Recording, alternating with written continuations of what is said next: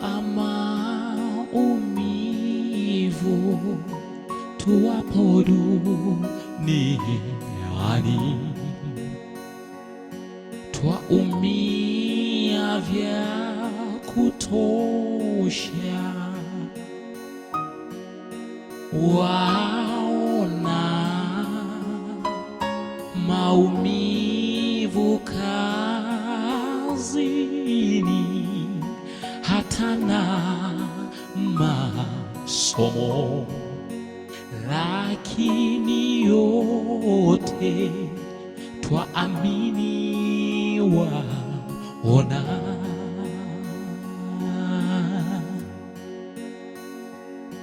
Kwa habari ya maisha, ugumu waongezeka, misiba yatumiza, lini utatupoza? Nani mwingine aondoe haya tuyapitiayo? Ndipo wasema tujipe moyo, tutashinda.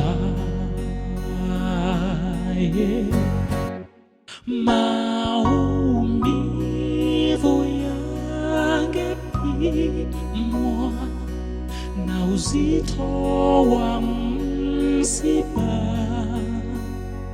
moyo umekondeana, maisha naona bure.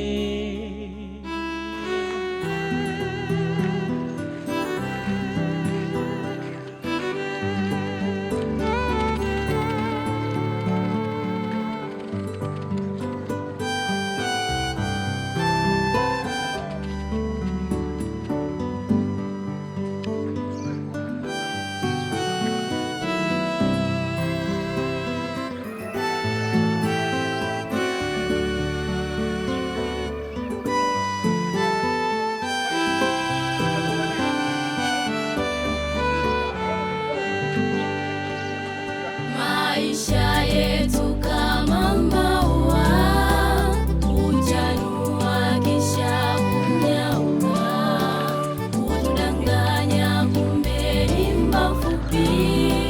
E Baba Mungu turehemu, e Baba Mungu turehemu. Maisha yetu kama maua, huchanua kisha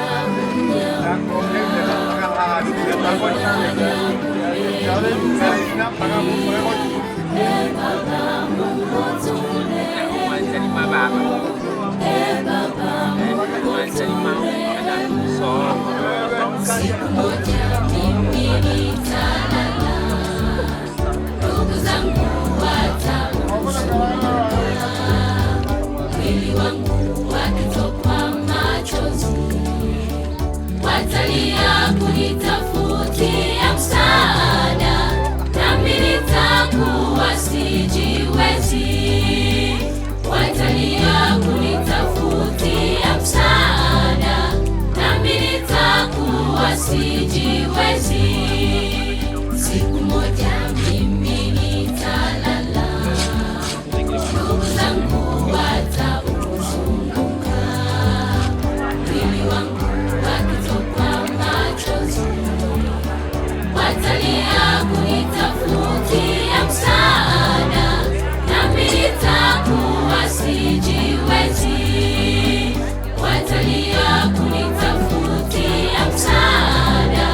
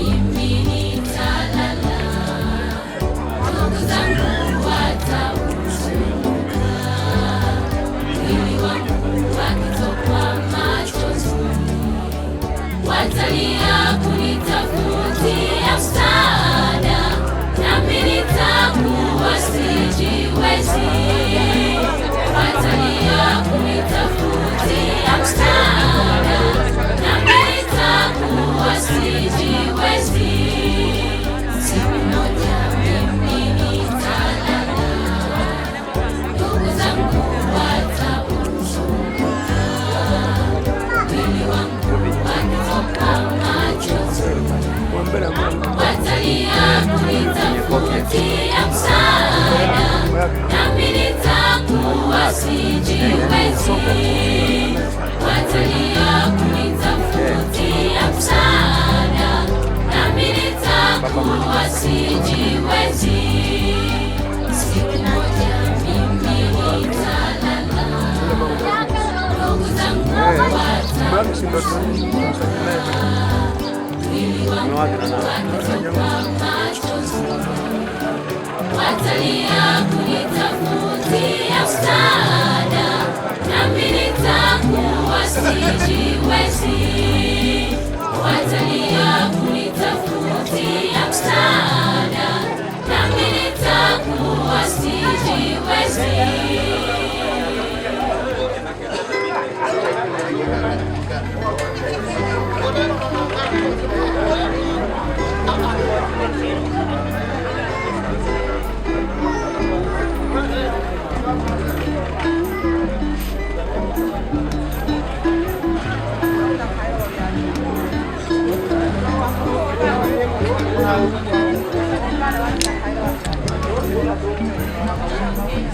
Tuna majonzi na huzuni ndani ya mioyo tunapoagana na ndugu yetu mara ya mwisho.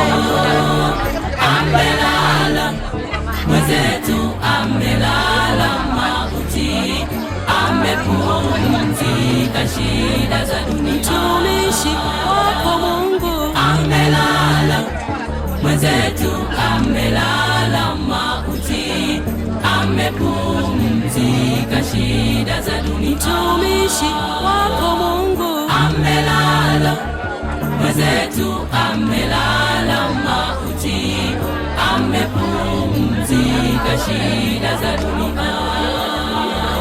Amevipiga vita vya imani mtu wa Mungu alipokuwa hai, zamu yake ameimaliza.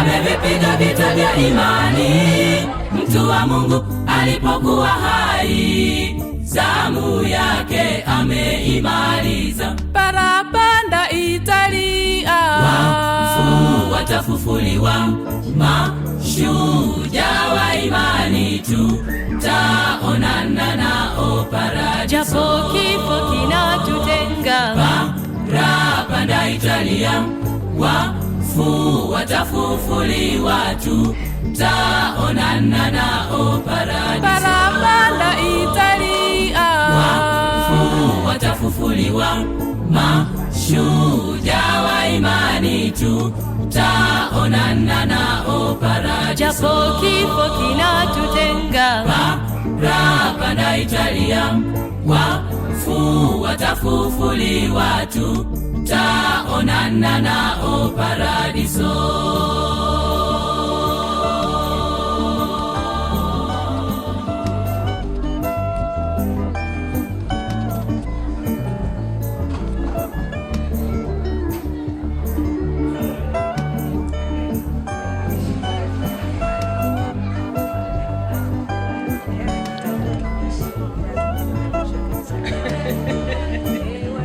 Hata sisi tuliobaki hai, ipo siku tutalala mauti. Tusalimishe maisha yetu kwa Yesu, hata tukifa tuwe upande wake. Hata sisi tuliobaki hai, ipo siku tutalala mauti. Tusalimishe maisha yetu kwa Yesu, hata tukifa tuwe upande wake. parapanda italia, wafu watafufuliwa, mashujaa wa imani tutaonana nao paradiso. japo kifo kinatutenga, Parapanda italia, wafu watafufuliwa, tutaonana nao paradiso. parapanda italia, wafu watafufuliwa, mashujaa wa imani tutaonana nao paradiso. Japo kifo kinatutenga, parapanda Italia, wafu watafufuliwa, tutaonana nao paradiso.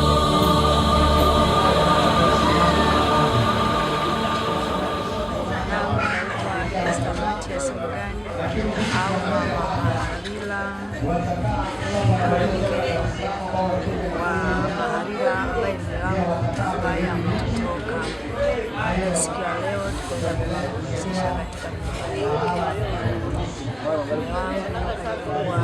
kipenzi chake, pia alikuwa ni kipenzi cha watoto wake. Watoto wake wanapenda familia, wanapenda pia ndugu na jamaa na marafiki. Ni maumivu, lakini ni kwa neema, kwa sababu Mungu nipendeza, hivyo kusudi la Mungu litimie. Pole sana. Naitwa nani? Kwa jina naitwa Susana Luganja Mamalila. Huyu ni kaka yangu akimpata Mambili. Nimepata majonzi makubwa sana kwa kuacha na kaka yangu. Ila namuombea kwa Mungu amtangulize akamweke mahali pazuri. Nimeshukuru sana na nyinyi kwa kutushughulikia tukiwa pamoja. Naomba mwende na moyo huu na Mungu awabariki, awaongezee baraka. Amina sana. Poleni sana mama. Poleni sana. Ulikuwa unaishi naye vipi huyu baba kaka yako? Tulikuwa tunapendana sana huyu kaka yangu. Tulikuwa tunapendana, tunaishi vizuri, tunapeana mawazo na kaka yangu. Amesikia na kupata majonzi na huzuni sana.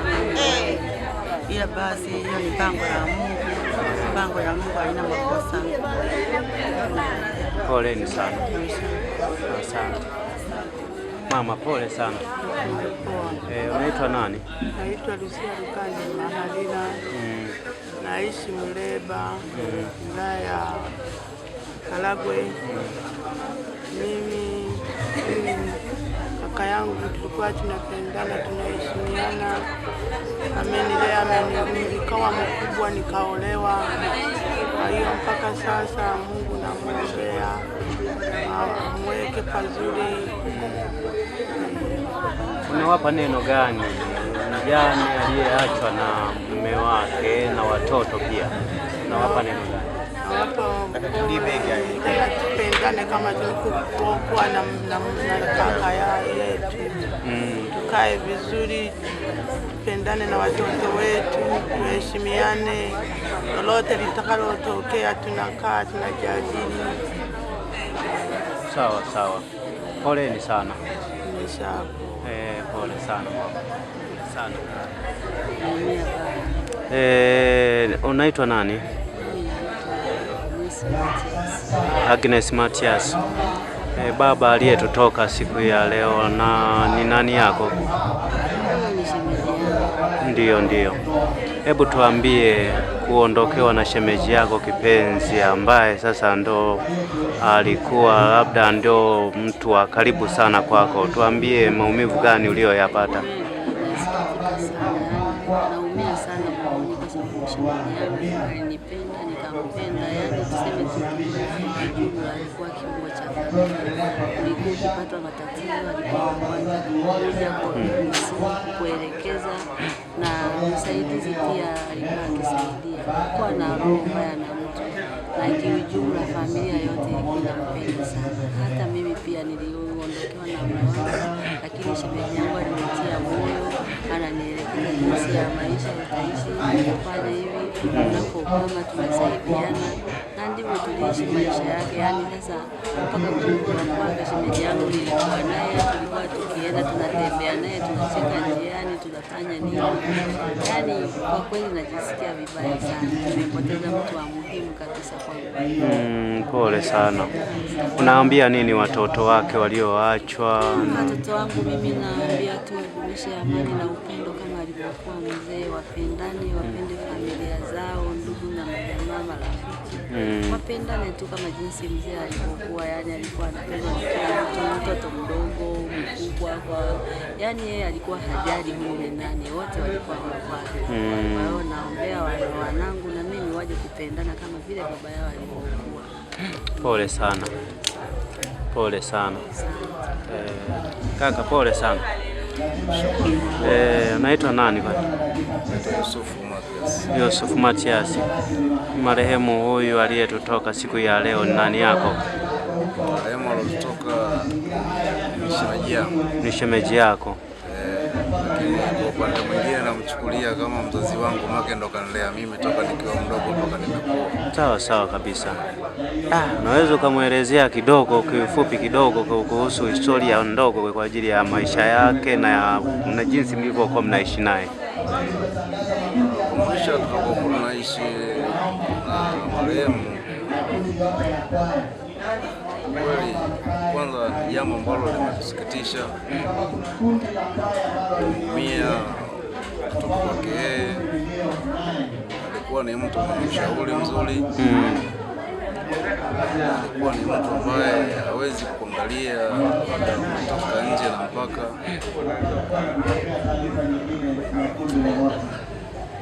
Ni mambo mengi. Sawa sawa. Sawa kabisa. Tumeumia sana kutoka kwake. Sawa sawa. Pengo kubwa sana kwetu sisi. Alikuwa mshauri wetu mkubwa sana. Pole. Ametushauri. Poleni sana kwa kuondokewa na mtu muhimu katika familia. Mungu awatie nguvu tu wakati huu kwa kipindi hichi kigumu. Amina sana, poleni. Unaitwa nani mama? Naitwa Esther. Esther. Katika msiba huu wa leo, huyu baba aliyetutoka ni nani yako? Baba yanitoka ni shemeji yangu, alafu mwenzetu wa Kurasini. Sawa sawa kabisa. Ndio. Pole sana kwa kuondokewa na mwanajumuiya na pia shemeji yako. Unatoa historia gani fupi kwa ajili ya maisha yake, jinsi mlivyokuwa mnaishi naye? Kwa ufupi, baba sijamjua muda mrefu sana, lakini nilipomjua muda mfupi alikuwa mshauri, anapenda sana jumuiya, alikuwa yuko mstari wa mbele kusema kweli. Sawa sawa. Anapenda sana jumuiya, kushirikiana na wenzie wanajumuiya. Sawa sawa kabisa. Basi unawampa neno gani mjane aliyeachwa na mume wake? Mjane nawapa neno sana, kupenda Mungu. Mpende sana Mungu. Sawa sawa. Washirikiane na jumuiya, kwa sababu jumuiya ndio ndugu wa karibu kwa Mungu. Sio ndugu wa kuzaliwa, lakini kwa Mungu ndio ndugu wa karibu. Sawa sawa kabisa. Poleni sana. Asante sana. Mama, pole sana mama. Asante mama. Unaitwa nani mama? Naitwa Mama Esther Mensela Mzuri. Marehemu aliyetutoka leo hii ni yuko kama nani yako? Marehemu pande mwingine shemeji yangu, kwa sababu mke wangu ni mwanakwaya mwenzangu. Mwanakwaya mwenzio. Niko nilimzoea kama shemeji, lakini pia ni mwenzangu. Sawa sawa kabisa. Unatuambia neno gani sasa kuondokewa na mwanakwaya mwenzio pia shemeji yako? Kwa kweli naomba tu amtegemee Mungu, waweke tumaini lake kwa Mungu kama yeye mzee alivyokuwa ameweka tumaini lake kwa Bwana. Alikuwa mstari wa mbele katika mambo ya Mungu, hakumwacha Mungu. Hata katika kuugua kwake bado alimtegemea Mungu. Sawa sawa. Alikuwa na nguvu ya kumtegemea Mungu. Kwa sababu akiwa amelazwa pale hospitali, nilifika, tumaini lake lilikuwa kwa Mungu. Na alijikaza, akanyanyuka, kaa kwa ajili ya kuongea na mimi. Sawa sawa. Tumaini yake alikuwa ameniweka kwa Mungu. Kwa mimi nawaomba tu waendelee kumtegemea Mungu na waweke tumaini lao kwa Mungu, lakini zaidi washikamane. Sawa sawa. Kama Zaburi ya 133 inavyosema, tazama ilivyo vyema watu wakakaa kwa pamoja tena kwa umoja. Kwa wawe wakae kwa pamoja kama watoto, lakini wawe na umoja, maana mnaweza mkakaa kwa pamoja lakini umoja usiwepo. Sawa sawa. Kwa hiyo vyote wawe navyo ili waweze kujenga umoja wa familia. Ndio. Asante sana na poleni sana kwa msiba. Ndio. Kwanza unaitwa nani? Naitwa Michael Pastori Maria. Hebu baba aliyetutoka huyu siku ya leo ni nani yako? Au ndo baba yangu mzazi. Baba yako mzazi. Pole sana kwa kuondokewa na baba mzazi. Unamwelezaje baba yako katika historia fupi kwa ajili ya maisha yake pamoja na wewe jinsi alivyokulea mpaka umefikia hatua hii? Yaani muelezea mambo unaweza video hii kwa jinsi sidhani kama inatosha, lakini nitaongea kwa ufupi. Kwa ufupi Maana mzee wangu amekuwa na mimi toka nilipoanza mpaka kipindi anaondoka. Kwa hiyo amenilea nikiwa mtoto. Kaanza masomo, kanisomesha. Kuanzia nikiwa mdogo mpaka nimemaliza chuo kikuu. Naweza kusema kiufupi mzee wangu kanipa kila kitu ambacho nimetaka. Shule nilizotaka kwenda kanipeleka. Pia mimi nilipotaka kwenda kanipeleka. Kwa hiyo naweza kusema mzee wangu ni role wangu mimi. Yaani kwa kujitoa maisha kwa ajili yangu mimi ili niweze kufika hapa nilipo. Sawa sawa. Bwana Yesu asifiwe. Nina vitu vingi vya kusema, lakini basi naomba niwakaribishe. Niseme tu mzee wangu ndo kila kitu kwenye maisha yangu, na namshukuru tu Mwenyezi Mungu. Endelea na ratiba hata baada ya kumwaga tumefikia hapa, ni mpango ya Mungu. Sawa sawa kabisa. Naomba tu kusema na imani mzangu. Baada ya huo wimbo nitamwomba mchungaji Silas Malangala. Binga amenifundisha na baba tazidi kuishi nazo na kuendeleza pale alipoishia.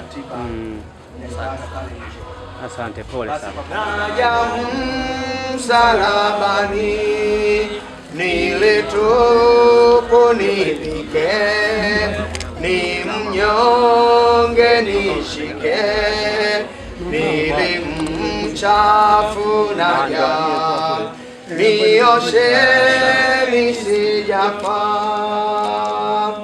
nikungojapo chini na kwenda kaburini, nipapo mbinguni na kukuona enzini, roho yangu na iwe rahani mwako wewe.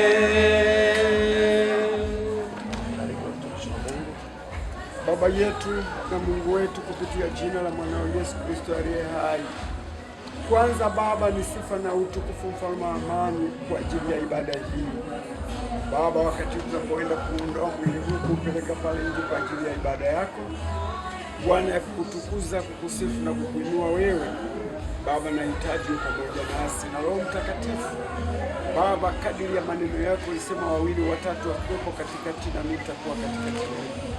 Libarikiwe jina lako Bwana kwa mwanzo wa ibada hii Baba, unapotoa mwili huu kupeleka nje Baba, tunakuhitaji wewe Bwana, uwe pamoja na sisi.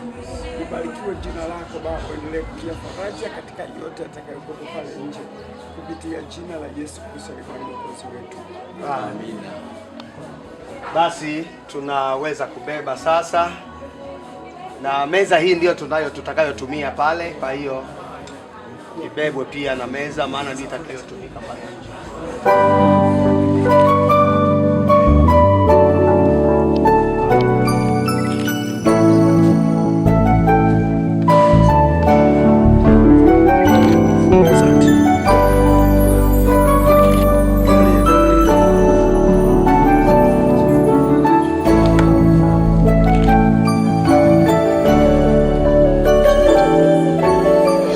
msafara ule wa jana, wale ambao walikuwa wamebeba picha, salama na haya maua ya kawaida.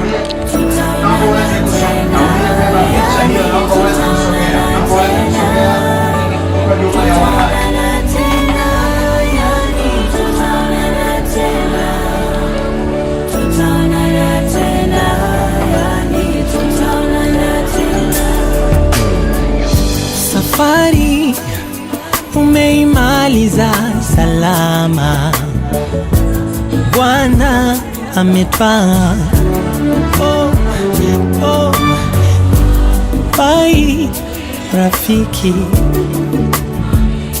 maisha ya duniani sitokuona, ila nashukuru Mungu japo na machozi haya yote yako na sababu, basi tutaonana, ila nashukuru Mungu japo na machozi haya yote yako na sababu, basi tutaonana.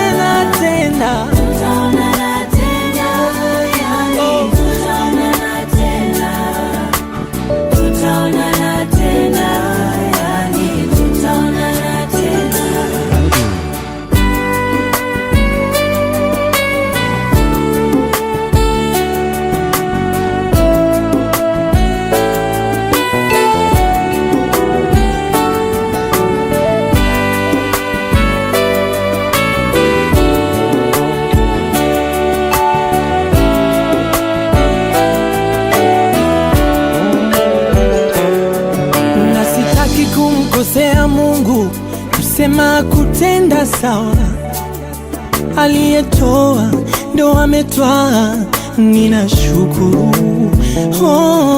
Ila nitasikitika masikitiko makuu, sitokusahau rafiki yangu sana. Inayosema Yesu kwetu ni rafiki. Naomba kwa pamoja tushirikiane. Yesu kwetu ni rafiki, haja zote hujua, tukiomba kwa babaye, maombi yasikia. Lakini twajikosesha, twajitweka vibaya, kwamba tukimwomba Mungu dua atasikia. Una dhiki na maonjo, una mashaka pia, haifai kufa moyo, dua atasikia, maombi yasikia. Je, unazo hata nguvu, huwezi kuendelea,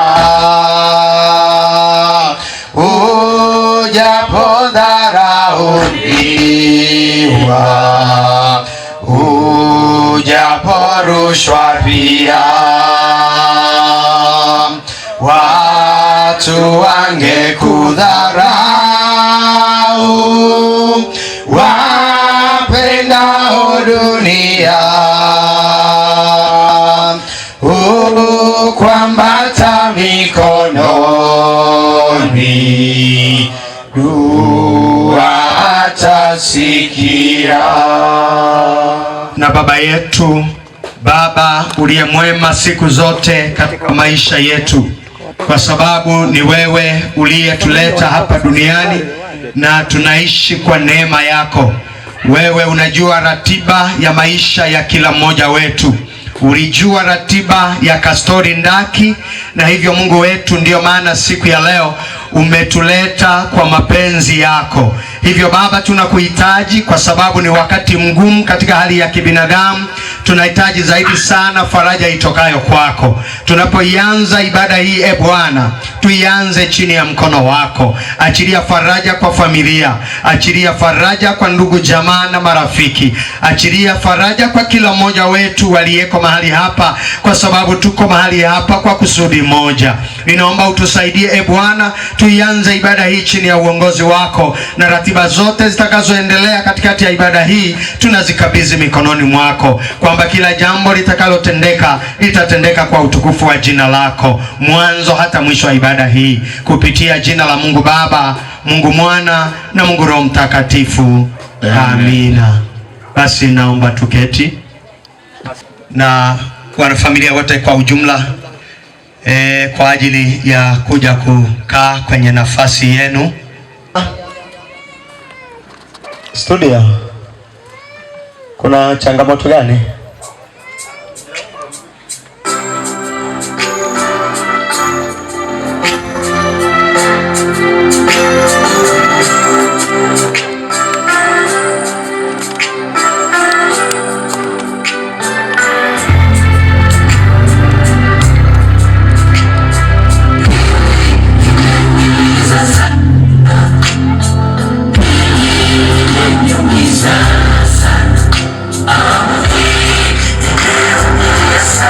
Sehemu yetu ya kukaa ni huku. Karibuni, karibuni. Wakati huo tukiendelea kujipa moyo, maandiko matakatifu yanatutia moyo sana kwamba tusije tukahuzunika na wengine wasio na matumaini. Na tunaamini kwamba tunajua katika hali ya kibinadamu ni jambo gumu na zito, lakini tunatiwa nguvu na neno la Mungu. Nitafanyaje nimeachwa peke yangu? Mungu hapana, kwangu si sawa. Ila naelewa Mungu, kazi yako haina kosa, na kushukuru kwa yote, mapenzi yako yatimizwe. Hili limeniliza sana, hili limeniumiza sana. Awamu hii Kana studio, asante sana. Wakati sasa niombe niandae makundi yetu ya kwaya. Tunayo kwaya mbili. Naomba niwakaribishe wenyeji wetu mahali karibu kwa wimbo mmoja. Sana, Mungu wangu nisaidie. Mbona umeniacha sana? Katika hili nimeumia sana. Nakiri na kuhitaji sana. Mungu wangu nisaidie. Japo nawaza na farijika Bwana, kwamba kunayo siku tutakutana naye. Ile shughuli njema uloiweka pale kwa watu wanaokuamini Yesu. Nitie nguvu Baba, nimechoka. Asante sana studio. Wakati imani una yako wewe, ataendelea imani kwaya kwa wimbo mmoja. Karibu unayesoma mistari.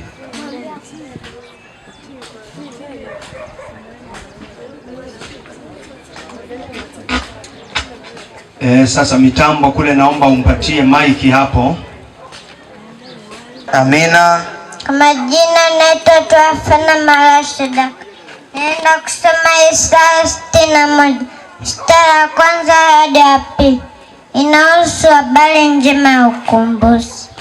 Roho Bwana Mungu ii juu yangu, kwa sababu Bwana amenitia mafuta kwa ubiri wanyenyekevu wa habari njema. Amenituma ili kuwaganga waliovunjika moyo, kuwatangazia mateka huru wao, kutangaza mwaka wa Bwana uliokubaliwa na siku ya kisasi cha Mungu wetu, kuwafariji wote waliao. Amina. Amina. Kwa majina naitwa Michelle Kastori Malila. Nitaenda kusoma Waebrania sura ya 11 mstari wa 1 hadi 40. Inahusu maana ya imani na mashujaa wa imani. Basi imani ikuwa na hakika ya mambo yatarajiwa, ni bayana wa mambo yasiyoonekana. Maana kwa hiyo wazee wetu walishuhudiwa. Kwa imani tafahamu ya kuwa ulimwengu uliumbwa kwa neno la Mungu, hata vitu vinavyoonekana havikufanywa kwa vitu vilivyostahili. Kwa imani Habili alimtolea Mungu dhabihu iliyo bora kuliko Kaini. Kwa hiyo alishuhudiwa kuwa na haki, Mungu akazishuhudia sadaka zake, na kwa hiyo ijapokuwa amekufa angali akinena. Lakini kwa imani Henoko alihamishwa asije kuona mauti wala kuonekana, kwa sababu Mungu alimhamisha.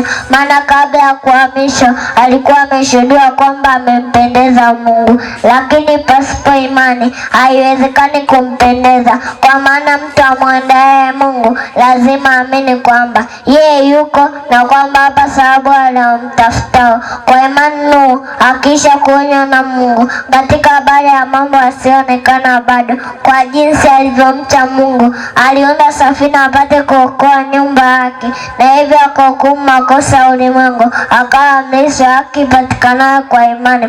Maana wasemao maneno kama haya waonesha wazi kwamba wanatafuta nchi yao wenyewe, na kama wangalikumbuka ile nchi waliotoka wangalipata nafasi ya kurejea. Lakini sasa haitamani nchi iliyo bora, yaani ya mbinguni. Kwa hiyo Mungu haoni haya kuita mtumishi wao, kwa maana amewatengenezea mji, na aliambia mzao katika Misri. Kwa imani Isaka akawabariki Yakobo na Esau hata katika nchi ya atakaokuwa baadaye. Kwa imani Yusufu alipokaribia mwisho wake akataja habari za kutoka kwa wana wa Israeli, akaagiza kwa habari ya mifupa yake. Kwa imani Musa alipozaliwa akafichwa miezi 3 na wazazi wake, kwa sababu walimuona kwamba ni mtoto mzuri, na wala wakiogopa amri ya mfalme. Kwa imani kuta za Yeriko zikaanguka zilipokwisha kuzunguka siku 7. Kwa imani Rahabu Kahaba akaangamia pamoja na waliasi, kwa kuwa waliwakaribisha wapelelezi kwa amani. Nami niseme nini tena? Maana wakati usingenitosha kuleta habari za Gideon na Baraka na Samsoni na Yefta na Daudi na Samueli na za manabii, ambao kwa imani walishinda milki za wafalme, walitenda haki,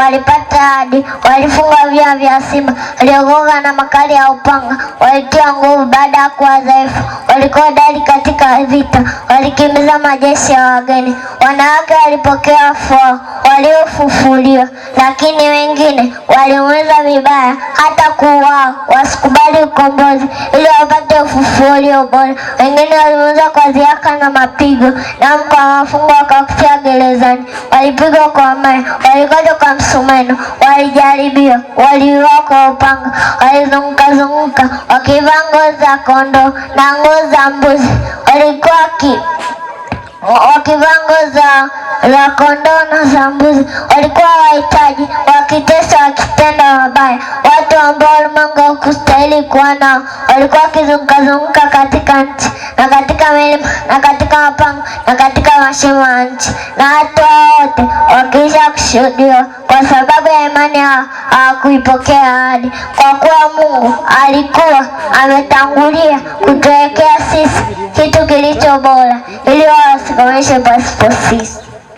Bodio Kastori Mahalila. Nitaenda kusoma Luka sura ya 2 mstari wa 1 hadi 52. Inahusu kuzaliwa kwa Yesu. Siku zile amri ilitoka kwa Kaisaria Augusto ya kwamba iandikwe orodha za majina ya watu wote wa ulimwengu. Orodha hii ndiyo ya kwanza iliyoandikwa hapo Klenio alipokuwa liwali wa Shamu. Watu wote wakaenda kuandikwa kila mtu mjini kwao. Yusufu naye aliondoka Galilaya toka mji wa Nazareti akapanda kwenda Uyahudi mpaka mji wa Daudi uitwao Bethlehemu, kwa kuwa yeye ni mbali na jamaa ya Daudi, ili aandikwe pamoja na Mariamu mkewe ambaye amemposa naye ana mimba. Ikawa katika kukaa huko siku zake za kuzaa zikatimia, akamzaa mwanaye kifungua mimba, akamvika nguo za kitoto, akamlaza katika hori ya kulia ng'ombe, kwa sababu hakupata nafasi katika nyumba ya kulia wageni. Na katika nchi ile ile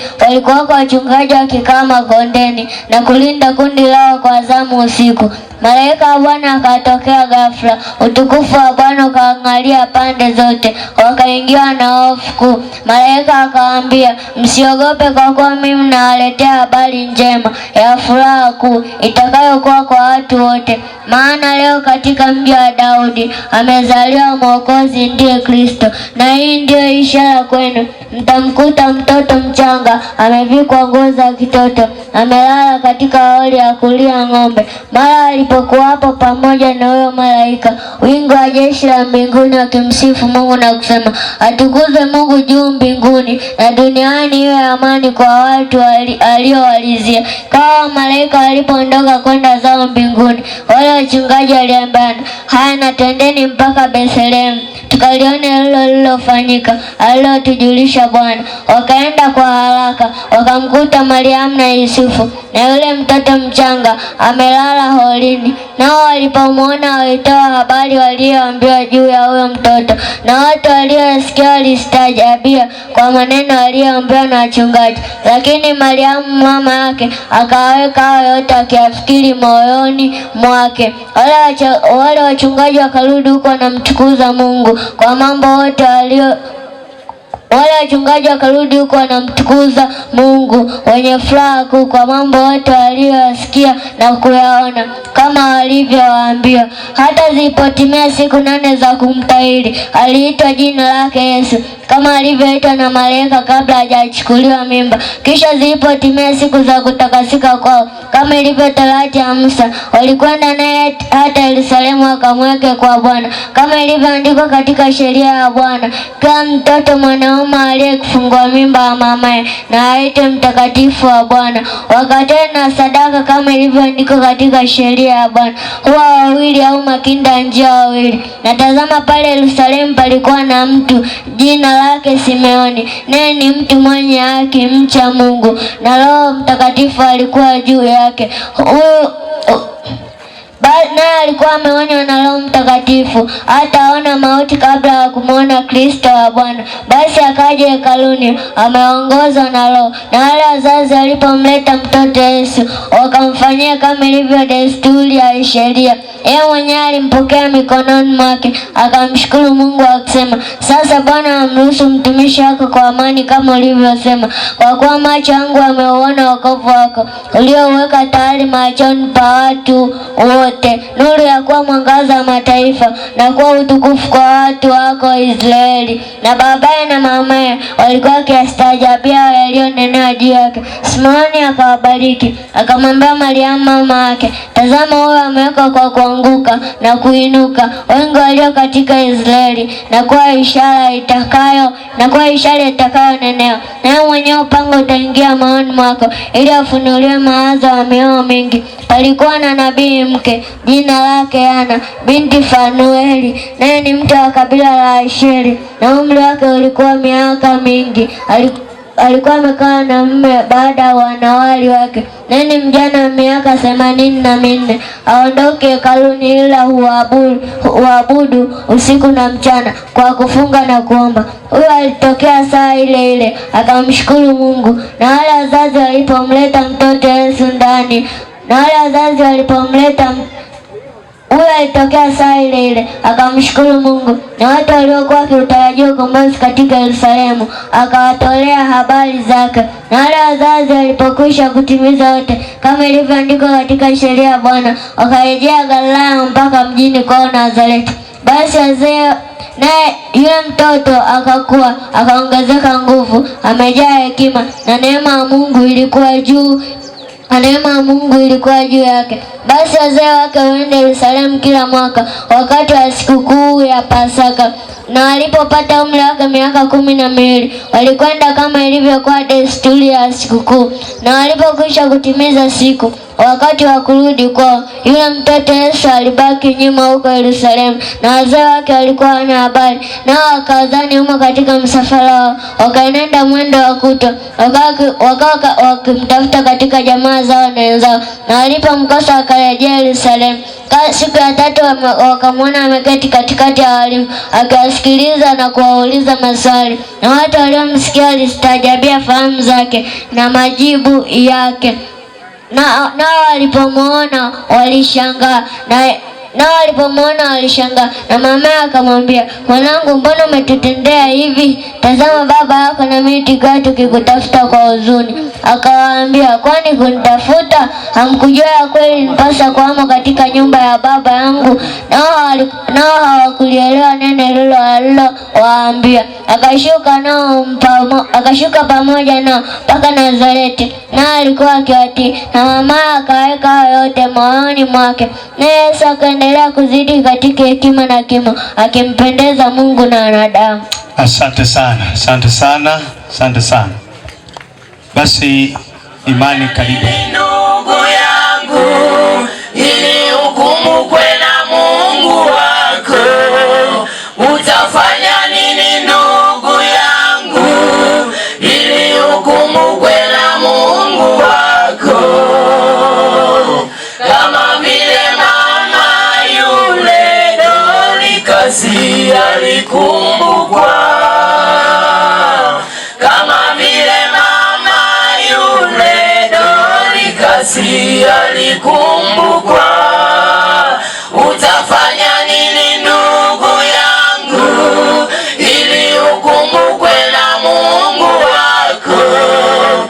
Utafanya nini ndugu yangu, ili ukumbukwe na Mungu wako?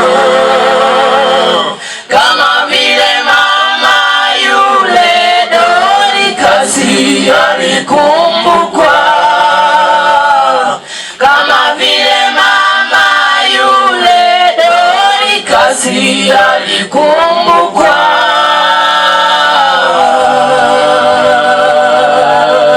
Matendo mazuri wewe, jitahidi ukumbukwe mama. Kwa matendo mazuri wewe, jitahidi ukumbukwe baba. Kwa matendo mazuri wewe, jitahidi ukumbukwe mama. Kwa matendo mazuri wewe,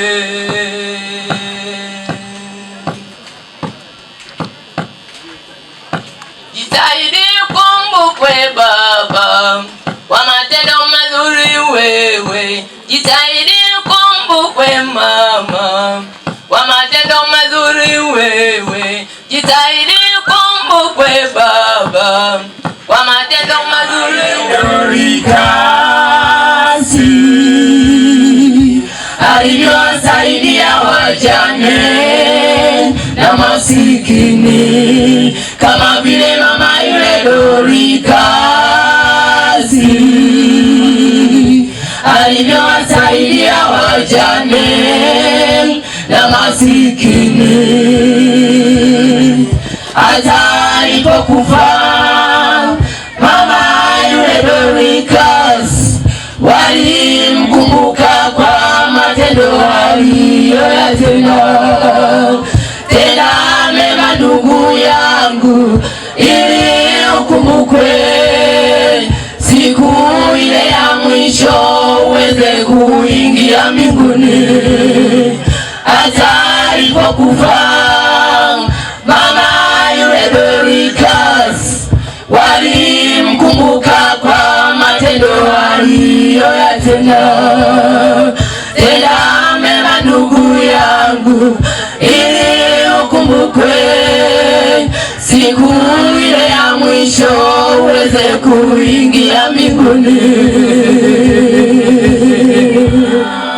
Mama yule Dorcas walimkumbuka kwa matendo aliyoyatenda. Tenda mema ndugu yangu, ili ukumbukwe siku ile ya mwisho, uweze kuingia mbinguni. Hata alipokufa mama yule Dorcas walimkumbuka kwa matendo aliyoyatenda. Tenda mema ndugu yangu, ili ukumbukwe siku ile ya mwisho, uweze kuingia mbinguni. Chagua ukumbukwe vipi, wa matendo mema au matendo maovu. Ukitaka ukumbukwe vyema, utende yaliyo mema. Sifa zako zitakuwa nzuri kwa watu hadi kwa Mungu. Ukumbukwa ni aina nyingi, chagua ukumbukwe vipi, kwa matendo mema au matendo maovu. Ukitaka ukumbukwe vyema, utende yaliyo mema. Sifa zako zitakuwa nzuri kwa watu hadi kwa Mungu.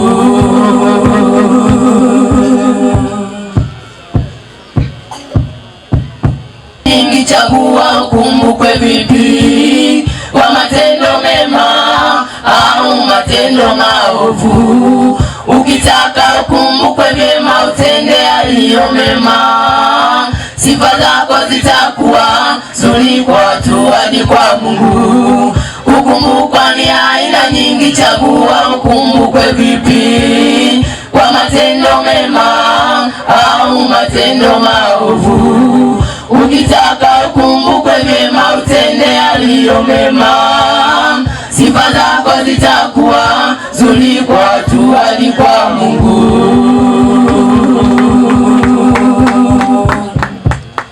Asante sana.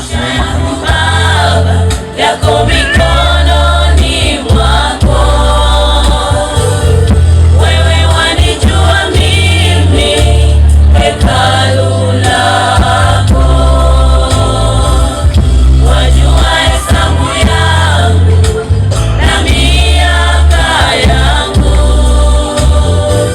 kama 40 70, wewe wajua.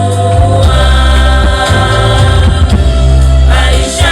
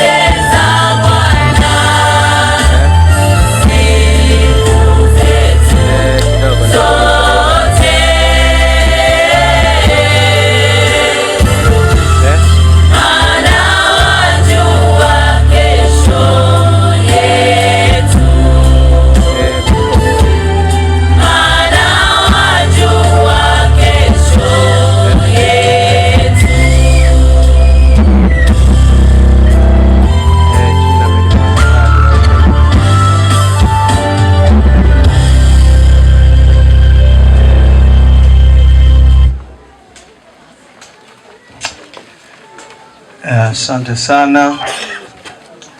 Basi ratiba ambayo iko mbele yetu ni kwa ajili ya utambulisho. Waombolezaji wote tulioko hapa, naomba nilete utambulisho. Kulingana na muda tutaenda kwa makundi ili kusudi tuweze kuokoa muda. Na nikuombe kiongozi nikuachie safu ya huku mbele, wewe utaitambulisha. Naomba niminue, najua ni mtumishi wa Mungu mjane, ili kusudi mweze kumtambua yuko wapi, aonekane. Mungu akutie nguvu, Mungu akufariji zaidi. Baada hapo ni wainue watoto wote, watoto wote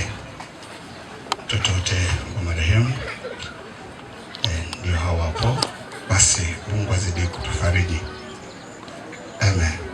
Najua uzeeni kwetu au usukumani kwetu kulingana na utamaduni, unaweza ukawa mzee lakini bado una wazazi. Kwa nipende kutambua baba zake kama wapo, baba wa marehemu, wakubwa kwa wadogo. Naona hapo hatuna, lakini huyu hapo nilisema hivyo. Nitambue mama zake,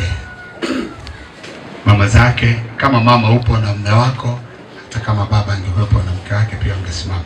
Kama kuna mama yeyote anayeita marehemu alikuwa anamuita mama. Asante. Babu zake, babu na bibi kama wapo, mababu abaguku na mama na bake babu na bakoshi babu. Okay, hapo hatuna. Shangazi wa marehemu alipokuwa akiita shangazi pamoja na ume zao, pana. Lakini wajomba wote kama wapo na wake zao, pana. Tunaamini kwamba marehemu, ukisikia mjane, ina maana alikuwa na wakwe zake, wakwe wa marehemu kama wapo waweze kusimama. Inamaanisha mwai huko, baba huko, wajomba upande wa ukweni, sawa. Lakini huko tukiwa ukweni, nipate mashemeji wa marehemu,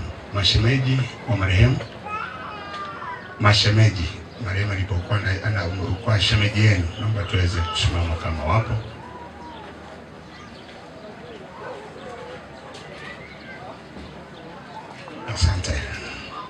Asante. Najua baada ya watoto huwa tuna wajukuu wa marehemu. Tafadhali jukuu na mwinua tu na yeye mwingine yule kule, mwingine wewe hapo. Asante sana kwa ushirikiano. Bwana Yesu asifiwe. Na familia mnazembea kwa hilo, kwa sababu vitukuu wako wapi sasa? Kama wajukuu wanakuwa hapo, inabidi tuagize neno la Mungu. Mungu akasema zaeni, amkwambia kwenda kusoma mpate degree, zaeni mkajaze hii ulimwengu. Sasa inakuwaje? Nazembea. Baada hapo nipate kufahamu wanakanisa wote wa AIC Nyamigamba pamoja na wanakwaya, au tuseme wanakanisa kwanza wote, waumini wa AIC Nyamigamba, wakanisa kama wapo, Chang'ombe AIC. Mungu akubariki mama. Basi kama sijakutambulisha, unisamehe, na usiponisamehe hauendi mbinguni, kwa sababu tuko kwenye ibada na mimi sio kompyuta, naweza nikasahau. Asante kiongozi. Ila walio na fahamu za lambilambi, tafadhali naomba nipate orodha hapa, kwa maana tayari wengine wameshaleta orodha. Sasa itafika sehemu kasema mimi hawakuniita, haitapendeza. Ila tuna kikundi kinachohusika na kupika kinaitwa Jikomboe, acha na wao ni watambulisha huko kule, sija akasema tu kwa watambulisha. Karibu kiongozi. Asante sana. Ni wakati wa utambulisho. Asante sana kwa niaba ya familia kwa utambulisho huo. Ni wakati wa kusikia maelezo mafupi ya maisha ya ndugu yetu Kastori Ndaki wakati wa uhai wake, kwa maana ya historia fupi. Amina. Basi tusikilize historia fupi ya marehemu Mwalimu Kastori Mahalila Ndaki. Kwa masikitiko makubwa, familia inapenda kutambulisha historia ya maisha ya marehemu Mwalimu Kastori Ndaki kama ifuatavyo. Kuzaliwa. Mwalimu Kastori Mahalila Ndaki alizaliwa tarehe 1 Januari 1961 katika kijiji cha Nyang'onge, wilaya ya Kwimba, mkoa wa Mwanza. Elimu. Mwalimu Kastori Mahalila Ndaki alianza elimu ya shule ya msingi mwaka 1974 na kuhitimu darasa la 7 mwaka 1980 katika shule ya msingi Taro, kata ya Nyambiti, Ngudu, Kwimba. Mwaka 1981 hadi 1984 alijiunga na masomo ya sekondari katika shule ya sekondari Sengerema, mkoa wa Mwanza. Baadaye alihudhuria mafunzo ya JKT Mafinga mwaka 1985 hadi 1986.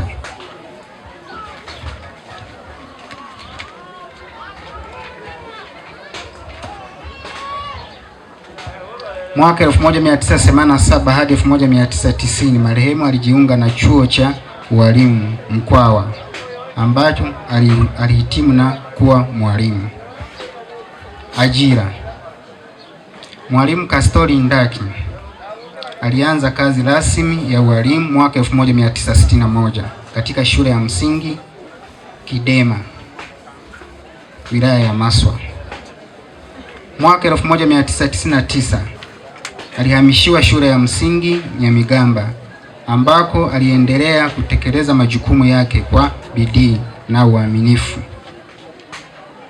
Mwaka 2003 alihamishiwa shule ya msingi Bugando na kuteuliwa kuwa mwalimu mkuu hadi alipostaafu mwaka 2020. Ndoa na familia. Mwalimu Kastori Mahalila Ndaki alifunga ndoa mwaka 1990 akiwa na mke mmoja, Bibi Esther Matias Mgani. Alijaliwa kupata watoto 12, wanaume 7, wanawake 5. Watoto 11 wako hai. Ameacha wajukuu 7.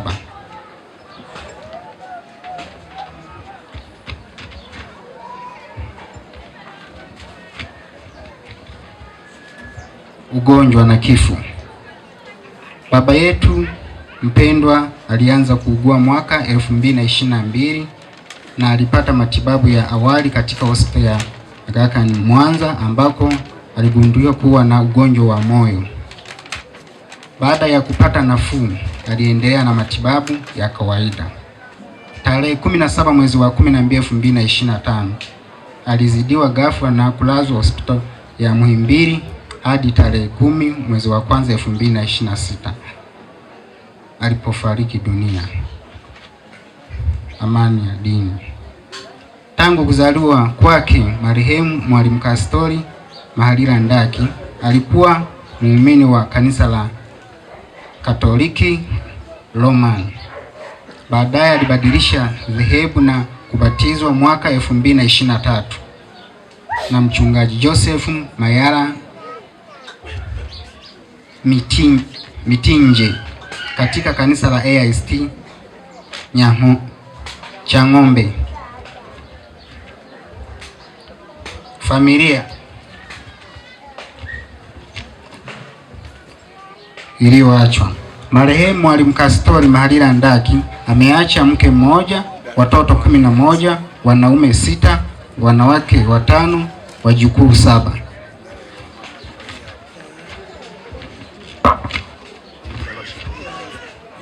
Shukrani. Familia inatoa shukrani za dhati kwa madaktari na wahudumu wa afya wa hospitali ya Aga Khan Makanga na Muhimbili, chama cha walimu kata ya Bugando, kanisa la AIST Chang'ombe pamoja na jumuiya ya Nzengo pamoja na jumuiya ya Kurasini Nzengo ya Nyamakolo jamaa na marafiki wote waliotoa mchango wao hali na mali katika kipindi chote cha ugonjwa na msiba. Neno la shukrani. Yohana 11 sura ya 25. Yesu akawaambia, mimi ndimi huo ufufuo na uzima, yeye aniaminie mimi ajapokuwa ataishi. Bwana alitoa na Bwana ametoa, na jina la Bwana lihimidiwe. Enda kusikiliza neno faraja kutoka kwa mtumishi wa Mungu andaye simama kwa zamu hii. Mtumishi wa Mungu, karibu. Kini mchungaji Marandala kwa ajili ya ombi tunapoenda kusikia neno. Karibu sana. Mbinguni, hasa katika muda na wakati huu Baba, tunahitaji kusikia unasema nini, hasa sisi tuliobaki na kuachwa na watu wote wa Mborozani kwa ujumla. Ninaamini kwamba unalo neno la faraja kwa ajili ya maisha yetu, na tayari mtumishi wako umemwandaa wewe atupatie kila ambacho umekusudia tusikie. Asante Bwana, nasi tuko tayari kusikia kupitia jina la Yesu Kristo, Bwana Mwokozi wetu. Amina. Amani ya Bwana, uhuru wa Yesu. Tumsifu Yesu Kristo. Mwana kondoo ameshinda. Ninaitwa mwinjilisti Musa Gabriel Shino. Ni mwinjilisti katika kanisa letu la Africa Inland Church Tanzania AICT. Ninatumika katika Rock Church ya Mlima wa Karmeli hapa Nyamigamba. Na kwa neema ya Mungu ni katibu wa pastoreti ya Manawa. Kwa hiyo nichukue nafasi hii wakaribisha waombolezaji wenzangu katika kipindi hiki tulicho nacho. Kinichukua nafasi kutoa pole kwa niaba ya baraza la pastoreti kwa familia yetu ya Mwalimu Kastori Mahalila Ndaki. Poleni sana. Pole sana mjane, watoto, wajukuu, ndugu, jamaa na marafiki. Lakini pia nitoe pole kwa kanisa la AIC Chang'ombe kwa kuondokewa na mtu muhimu sana. Bwana wafariji. Nilipokea kwa masikitiko taarifa hizi za msiba tarehe 10 ya mwezi wa kwanza. Nilikuwa kwenye kikao cha idara ya wanawake pastoreti. Kwa hiyo mimi na wenzangu tulipopata taarifa hizi za msiba, mioyo yetu iliumia kwa namna jinsi tulivyoishi na Mwalimu Kastori Ndaki tukiwa naye mahali hapa. Tukaona kwamba tumeachwa na mtu muhimu sana, lakini tukajipa moyo kwa sababu ya neno la Bwana ambalo nami nataka nilisome mahali hapa, ambalo sisi lilitufariji. Nina imani muombolezaji mwenzangu na wewe litaenda kukufariji pia. Maana mambo yanapotokea wakati mwingine tunakuwa katika hali ngumu sana, na hata sasa ninaposimama kwa ajili ya familia, ndugu, jamaa na wote tulioko mahali hapa, mimi sina maneno ya kuweza kuwafariji isipokuwa katika neno la Bwana, neno la matumaini ambalo ndilo faraja yetu ya kweli. Kwenye kitabu cha Ufunuo wa Yohana, Ufunuo wa Yohana ile sura ya 14, kuna maneno ya faraja sana ambayo sisi alitufariji mara baada ya taarifa za msiba kutufikia. Neno la Bwana limeandikwa, nikasikia sauti kutoka mbinguni ikisema, andika, heri wafu wafao katika Bwana tangu sasa, naam, asema Roho, wapate kupumzika baada ya tabu zao, kwa kuwa matendo yao yafuatana nao. Bwana asifiwe. Uhuru wa Yesu. Wapendwa wangu, wana familia, lakini pia ndugu, jamaa na marafiki na nzengo na wote tuliopo mahali hapa, Biblia katika fungu hili inazungumza maneno ya faraja. Mimi binafsi, kama nilivyotangulia kusema, nilipopata taarifa za msiba huu, moyo wangu uliguswa sana, lakini nilipolikumbuka neno la Bwana, neno la matumaini, neno la faraja, neno ambalo ni msaada wetu katika maisha yetu, nikatiwa moyo sana. Pale ambapo linazungumza habari za baraka kwa watu wanaokufa wakiwa wanamwamini Yesu Kristo. Anapotumia kwamba wanaheri wanaokufa katika Bwana, ina maana wanaokufa wakiwa wanamwamini Yesu Kristo, anamaanisha hivyo, wanaheri. Kwa hiyo tunaona moja kwa moja kwamba sio kila kifo au sio kila msiba una heri kwa maana ya baraka. Ni wale tu wanaokufa wakiwa wanamwamini Yesu Kristo. Neno la Mungu linazungumza kwamba wao ndiyo wanaheri, ndiyo wamebarikiwa. Kwa hiyo ikaja na neno hili linalosema, au mada ambayo tunaenda kuangalia kwa kifupi, mwanadamu tuliumbwa kwa mfano wa Mungu, kwa hiyo tutamani kutenda matendo mema ili tuwe heri wakati wa kufa kwetu. Mwanadamu tumeumbwa kwa sura na mfano wa Mungu, kwa hiyo tumeumbwa tutende matendo mema wakati tukimaliza maisha yetu ya hapa duniani. Ni kwa nini Yohana kipindi chake, katika kipindi chake cha utumishi wake,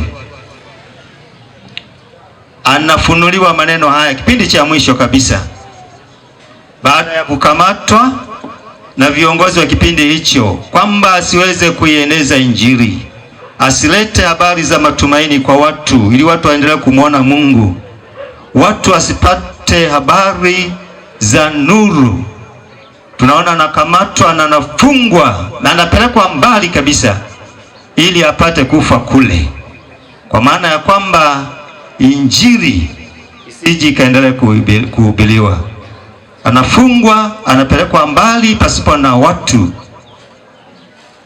siwa Patmo, baada ya kuteswa ili apate kufa huko. Hii cha ajabu kabisa, tunaona Yesu mwenyewe anamtokea Yohana, huyu mwanafunzi wa Yesu, mwanafunzi aliyependwa, na ni mwanafunzi aliyeishi katika kipindi kirefu zaidi, maana katika kifo chake Yohana alikuwa na umri mkubwa zaidi kuliko wanafunzi wote. Yesu mwenyewe anamtokea na kumwambia habari hizi za matumaini, habari za faraja kwa watu walio katika hali ngumu, hali za msiba, kama tulivyo katika kipindi hiki. Anaambiwa andike habari zao wanaokufa wakiwa katika Bwana. Kila ambacho anakizungumza Yohana ni kwa sababu tu matendo yao, maisha yao, historia yao inaonyesha kwamba wana matendo. Tupate heri wakati tunapokufa. Matendo, waimbaji wameimba vizuri sana. Matendo yatasimuliwa mara baada ya kufa kwetu, maana ndiyo historia tunayoitengeneza tukiwa tunaishi. Hiyo ndiyo historia tunaiandika wenyewe kwa kalamu zetu. Matendo tunayoishi, maisha unayoishi. Mtu mmoja akasema kwamba maisha hapa duniani ni historia tu, kuwa hadithi njema kwa watakaoisoma na watakaosimuliwa. Nirudie kusema, hadithi unaitengenezaje? Unaitengeneza wewe mwenyewe kwa maisha yako unayoyaishi ya kila siku. Yanaandikwa, zungumza tu, hakuna namna ya kuwafumba midomo. Watasimuliwa tu hadithi yako, watu wataisoma tu hadithi yako. Hakuna namna ya kuwafumba mdomo, hakuna namna ya kuwazuia, watasema tu. Kwa sababu gani? Wewe ni hadithi. Wewe ni hadithi. Maisha unayoishi unatengeneza hadithi. Ni muhimu sana kujitahidi kutengeneza hadithi nzuri kwa wale watakaosimuliwa na wale watakaoisoma. Kwa hiyo neno hili linatusaidia kujua ukweli na mpango wa Mungu juu ya maisha yetu, kwa sababu alituumba kwa sura na mfano wake. Ndio kusema kwamba alituumba tukiwa watakatifu na wema kama Mungu mwenyewe, isipokuwa Ibilisi alipokuja ndiye aliyekuja kuharibu mambo, tukawa tumepoteza ule utakatifu wetu. Lakini ashukuriwe Mungu aliyetupenda upeo. Mara baada ya kuona kwamba tumeacha kanuni ya maisha ambayo tufanya tuishi kwayo, anamleta Kristo. Anamleta na kumfunua Yesu Kristo mwenyewe, ambaye ndiye anamtokea Yohana katika kile kisiwa na kumpa habari hizi za faraja, kwamba wanaheri wanaokufa wakiwa wanamwamini Yesu Kristo, kwa sababu matendo yao yatawafuata. Wakaishi kwa kumwishia Yesu Kristo, kwa maana hata kama walikuwa wanatenda matendo mabaya, walipompokea Kristo Yesu aliwabadilisha. Biblia imesema kwamba imani isiyokuwa na matendo imefanyaje? Imekufa. Kwa hiyo wakaishi matendo yanayompendeza Mungu, wakamwishia Mungu, wakadumu katika matendo mema, na hicho ndicho kinawafanya kuwa heri. Ni hicho tu. Kwa ni muhimu sana kujua tunapoendelea kuishi, tunaishi kwa matendo yapi? Matendo yetu yanampa Mungu utukufu? Matendo yetu tunayoyaishi, je, yanampa Mungu utukufu?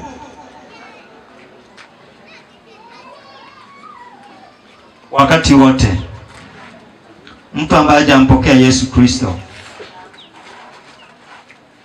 Biblia imezungumza wazi, na mimi nikazie tu kusema kwamba yeye amekwisha kuhukumiwa tayari. Hiyo ndio Biblia. Kinachosubiriwa tu ni wakati, lakini yeye yuko katika hukumu tayari.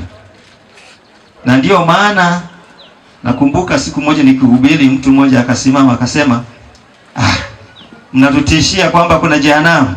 Mwako yote kaangeja, akazungumza kwa lugha ya Kisukuma. Kigere wanyanza ya moto. Utulaja tu. Ni otule bingi. Abisa akasita hivyo. Sisi tuko wengi, kwani kuna shida gani? Nikamwambia huu ujasiri ulio nao ni kwa sababu hujajua. Ile siku inapozungumzwa, ile siku ya hukumu ni siku ngumu mno. Lakini kwa sababu tu ya kutokujua kwako, ndio maana unakuwa na ujasiri. Lakini siku utakapokuja kujua, maana inapozungumzwa jehanamu ni jambo tofauti kabisa. Katika jehanamu, nikamwambia, katika jehanamu hakuna ushirika, ambapo hakuna kukutana na mtu mwingine, ni pale ulipo mwenyewe, ni giza. Kwa hiyo unavyozungumza kwamba kweli wasiomcha Bwana, wasiomwamini Kristo, wanaoishi tu maisha wanavyotaka wenyewe ni watu wengi, sawa. Ni wewe mwenyewe ulipo, ni kulia na kusaga meno, ni mateso milele. Aluya tena mino ala ashera nyakina mino. Mimi hilo sijui. Hapo balazo gangi. Ulopatalazo gangako bala ushera nyatubu honko bobo. Nadhani hiyo ndio nao itakuwa stahili yao. Kwa hiyo ambao hawajamwamini Kristo, iko hatari hiyo, na ni vizuri tiza na kuisema ili kila mtu apate uamuzi. Na mahali hapa tumeona wanaomwamini Kristo wanaheri wanapokufa wakiwa katika Bwana, wanaheri. Kipendo wangu na unisikiliza, Mtume Paulo kwenye kitabu chake cha Wafilipi ile sura ya kwanza mstari wa 21 anazungumza kwamba kwangu mimi kuishi ni Kristo na kufa ni faida. Kufa ni faida. Katika maisha ya taabu ambayo yametajwa kwenye kitabu cha Ayubu ya 14 ule mstari wa kwanza kwamba maisha ya wanadamu ni mafupi na kwamba yamejaa taabu, na kweli yamejaa taabu. Wenzetu wanapoondoa wakiwa na muamini Yesu Kristo wanakuwa heri, na kwa sababu sasa wanaingia kwenye jambo la faida. Hawezi kuendelea kuishi katika hali ya taabu kama mzee wetu Kasole alivyolala.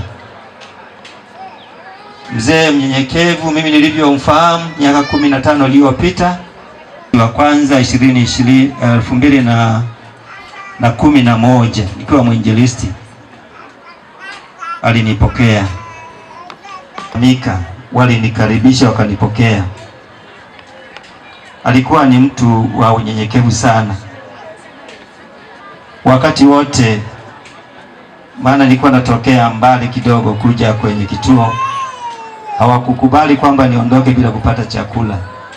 Lakini ilifika kipindi tulikuwa tunaabudia tu kwenye gala hili la Pamba. Kipindi hicho hatukuwa tumejenga jengo la kuabudia. Kwa sababu ya sifa ya mzee wetu Mwalimu Kastori, alitukaribisha kwake. Mchungaji, tulikuwa tunafanya tu ibada hapa. Sema kwamba hamwezi mwakosa pahali pa kumwabudu Mungu wetu, maana ametuumba kumpa utukufu Mungu. Alitukaribisha, tukawa tunaabudu tu kwenye eneo lake hapa. Tulikuwa tunafanya ibada hapa nje, anatukaribisha. Kipindi hicho sasa kumbuka, lakini hakutaka kwamba watu wa Mungu wakose mahali pa kumwabudia Mungu wao. Niliona kitu cha thamani sana kwenye moyo wa Mwalimu Kastori Ndaki, na sio rahisi kukumbuka matendo mazuri ambayo aliyatenda kwa ajili ya watumishi wa Mungu na kwa ajili ya kanisa la Mungu. Sio rahisi kuyasahau. Kwa hiyo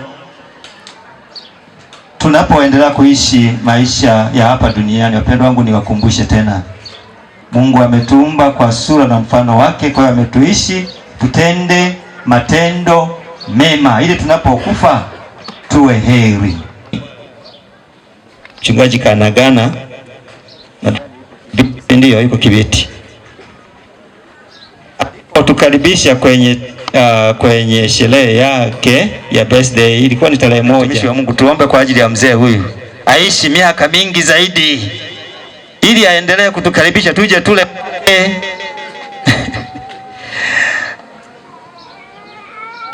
aishi miaka mingi zaidi ili sisi watumishi wa Mungu tupate kuwa tunakuja kula kwake, maana ni mkaribishaji. Na kweli siku hiyo tulimfurahia Mungu, mioyo yetu ikabarikiwa, tukala pamoja na mzee wetu. Nadhani haikuchukua mwingi, baadaye alipata kubadilisha makao yake akarudi Dar es Salaam. Mzee wetu amelala katika Bwana. Niwatie moyo mjane, nikutie moyo sana. Mzee wetu ametuachia kielelezo kizuri, na tumeona upendo wake kwa watu, kwa kanisa pia, jinsi alivyojitoa ukishirikiana naye. Lakini pia ni wasii watoto kabisa, huu moyo wa mzee wetu, moyo wa upendo, moyo wa ukaribishaji, moyo wa ukarimu, sisi watumishi wa Mungu ulitugusa na kutubariki. Basi kama kuna mambo pamoja na mengine ya kuyaenzi, basi mwenzi maisha haya ya upendo, maisha ya ukarimu, maisha ya unyenyekevu. Mungu ametuumba kwa mfano na sura yake. Kwa hiyo tuishi kwa kutenda matendo mema, ili tunapokufa tuwe heri. Na Bwana atubariki kwa neno lake. Bwana akufariji. Asante kwa kunisikiliza. Karibu kiongozi. Kwa jina la Yesu Kristo Nazareti, uketie mahali palipoinuka, tunasema asante kwa uweza wako. Umeandika katika kitabu cha Yeremia, ulitujua tangia hatujatungiwa mimba na mama zetu, na ulijua siku ya leo tutakusanyika hapa kwa ajili ya tukio hili. Asante kwa neno lililopita mbele yetu. Bariki waombolezaji wote, na sisi sote likatubariki katika jina la Yesu Kristo na Mwokozi wa maisha yetu. Amen.